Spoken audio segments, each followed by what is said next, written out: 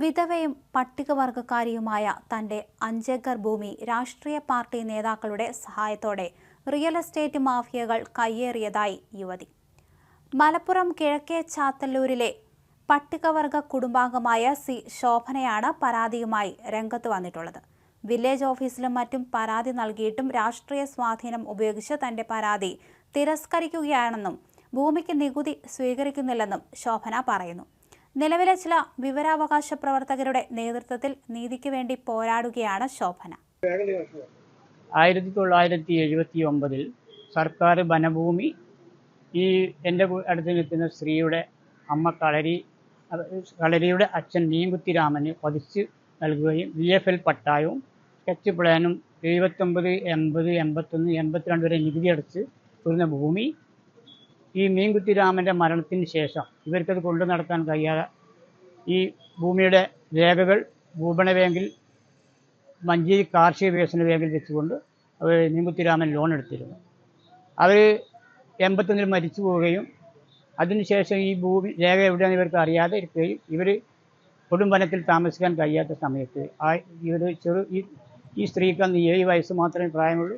ഇവരെ അമ്മക്ക് 30 വയസ്സ്. ചെറുപ്പക്കാരിയായ പെണ്ണിന് ഇവരെ കൊണ്ട് താമസിക്കാൻ കഴിയാത്ത സമയത്ത് ഇവർ ചെളിമ്പറ്റ ഹരിജൻ കോളേജിൽ 11 സെൻറ്റ് ഭൂമി എടുത്ത് വീട് വെച്ച് ഒരു ഷെഡ് വെച്ച് താമസിക്കുമ്പോൾ അമ്മയും മരണപ്പെട്ടു.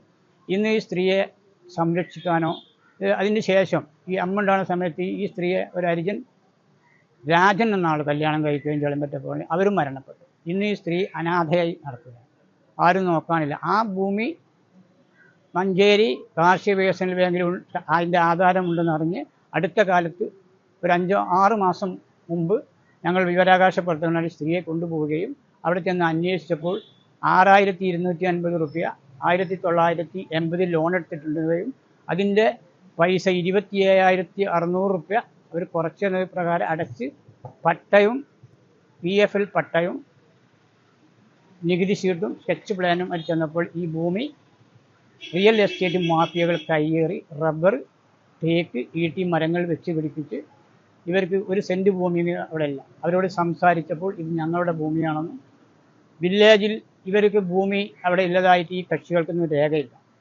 അതിൽ 2 ആൾ സമ്മതിച്ചിട്ടുണ്ട്, ഞങ്ങൾക്കവിടെ ഭൂമിയില്ല, ഞങ്ങൾ കയ്യേറിയ ഭൂമിയാണ്, ആരുതാണ് ഞങ്ങൾക്ക് അറിയില്ല, ഞങ്ങൾ വിട്ടുകൊടുക്കാൻ ഒരാൾ പറഞ്ഞ് വിട്ടുകൊടുക്കാൻ തയ്യാറാണ്.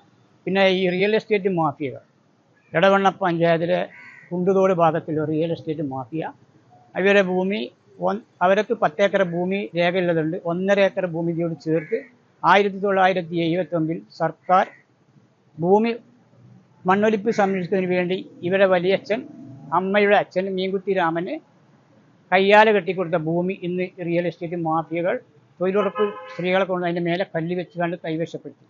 അതുപോലെ വേങ്ങരല്ല 40 ഏക്കർ ഭൂമിയില്ല റിയൽ എസ്റ്റേറ്റ് മാഫിയ ഇവരെ ഭൂമിയുടെ സെൻറ്റർ കൂടെ 25 അടി വീതിയിലും 60 അടി നീളത്തിലും റോഡ് വെട്ടുകയും ഇവർ 1.5 ഏക്കർ ഭൂമി ഇവർ കൈവശപ്പെടുത്തി.